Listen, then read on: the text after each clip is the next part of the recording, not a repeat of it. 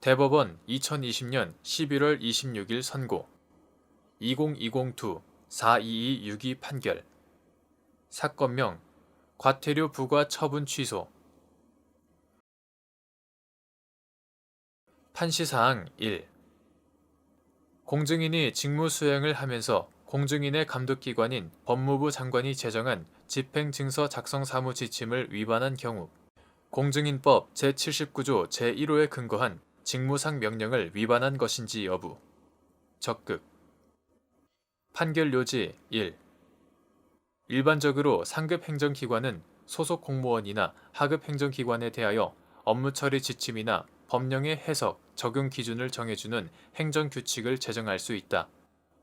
공증인은 직무에 관하여 공무원의 지위를 가지고 법무부 장관은 공증인에 대한 감독기관이므로 공증인법 제79조 제1호에 근거한 직무상 명령을 개별, 구체적인 지시의 형식으로 할 수도 있으나 행정규칙의 형식으로 일반적인 기준을 제시하거나 의무를 부과할 수도 있다.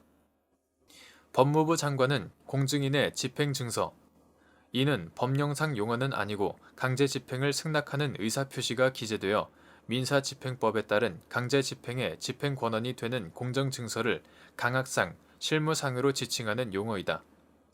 작성 사무에 관한 사항을 정하여 그 사무의 적절성과 공정성을 확보하고 집행증서 작성 과정에서 집행채무자의 권리가 부당하게 침해되는 것을 방지함을 목적으로 2013년 10월 1일 집행증서 작성 사무 지침을 제정하였다.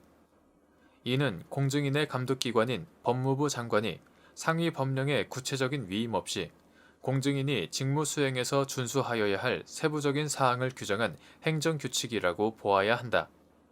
따라서 공증인이 직무 수행에서 위 지침을 위반한 경우에는 공증인법 제79조 제1호에 근거한 직무상 명령을 위반한 것이다.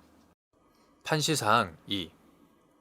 공무원이 상급 행정기관이나 감독권자의 직무상 명령을 위반하였다는 점을 징계 사유로 삼으려면 직무상 명령이 상위 법령에 반하지 않는 적법, 유효한 것이어야 하는지 여부. 적극. 판결 요지 2. 공무원이 상급 행정기관이나 감독권자의 직무상 명령을 위반하였다는 점을 징계 사유로 삼으려면 직무상 명령이 상위 법령에 반하지 않는 적법, 유효한 것이어야 한다. 판시사항 3. 행정규칙의 내용이 상위 법령에 반하는 경우 당연 무효인지 여부. 적극. 및 법원이 위 행정규칙에 따라 행정기관이 한 조치의 당부를 판단하는 방법. 판결 요지 3. 행정규칙은 상위 법령에 구체적 위임이 있지 않는 한 행정조직 내부에서만 효력을 가질 뿐 대외적으로 국민이나 법원을 구속하는 효력이 없다. 다만 행정규칙이 이를 정한 행정기관의 재량에 속하는 사항에 관한 것인 때에는 그 규정 내용이 객관적 합리성을 결여하였다는 등의 특별한 사정이 없는 한 법원은 이를 존중하는 것이 바람직하다.